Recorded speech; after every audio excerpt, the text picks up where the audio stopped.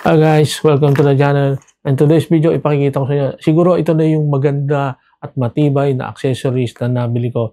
Ito yung iFootage Quick Release Plate. So here guys, ito yung ang nakalagay kasi niya dito C-Stars Quick Release Q38 Basic. Pero ang kanyang brand ay iFootage. Ito ay square type and arca switch 38mm quick release plate. At ito yung itsura niya. See? Siguro lahat ng sa Manfrotto, sa mga tripod, compatible to. Kasi ano to may arca switch at pwede mo rin siyang i-screw. So kung ikaw ay gumagamit ng gimbal and then suddenly you have to transfer sa mga slider o sa tripod, sa monopod, napaka-effective nito. It's as simple as this, guys. Makikita nyo, ipupush nyo lang to. Pag push nyo yan, hindi naman yan magja-jump dahil walang swim. Pero kailangan huhugutin nyo. So, pag ganyan, malalaglag yan talaga. Okay, wait. Pa-explain natin. May lock kasi to.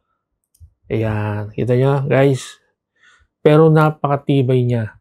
Maganda yung lock mechanism niya at saka yan. Ito lang yan, Tingnan niyo guys, So, in any orientation, kasi square naman siya, kahit nakaganan siya o nakaganyan, malalak din siya. So, simply ilalagay niyo lang ganyan, and then you have to push it, lock na siya. Okay? So, ito ang pwedeng accidentally, you can push it, malalaglag ang camera, but hindi, meron siyang lock. Kita niyo, meron siyang lock dyan.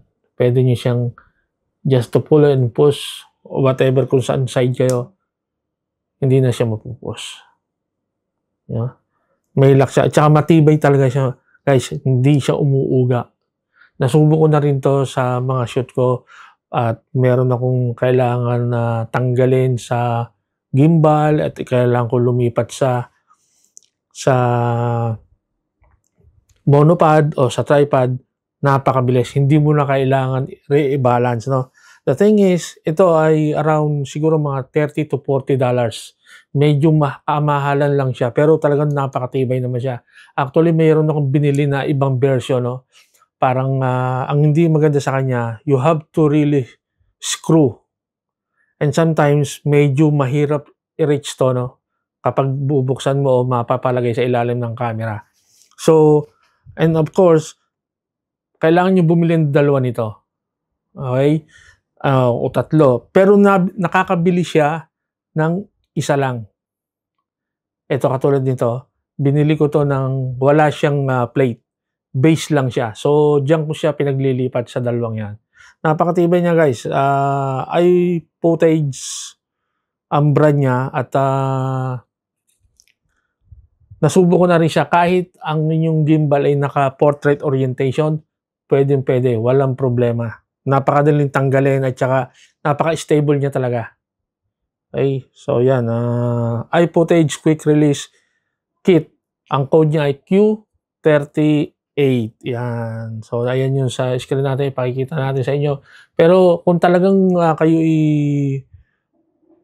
siyempre yung gamit natin medyo mahal, Huwag na kayong bumili na yung cheap one. Ito na ang bilhin nyo na matibay at saka talagang nasubukan ko na to. I used this for 2 months bago ko i-vlog nga. Titingnan ko kung matibay din. Pero talagang maganda. Kung gusto nyo tatlo pa, pwedeng bumili kayo uli nito. Pero kung baka nag-iisip din ako kasi bibili na ako ng full nito. Kasi kung halimbawa, yung gimbal nyo ay ang orientation ay landscape, gusto nyo lumipat sa portrait, I think kailangan dalawa yung ganito nyo, Dalawa yung kabitan. So, nasa inyo rin yan kung ano yung needs ng work nyo. Okay? So, ayan yung ating maliit na video dito para sa ating iFootage Quick Release.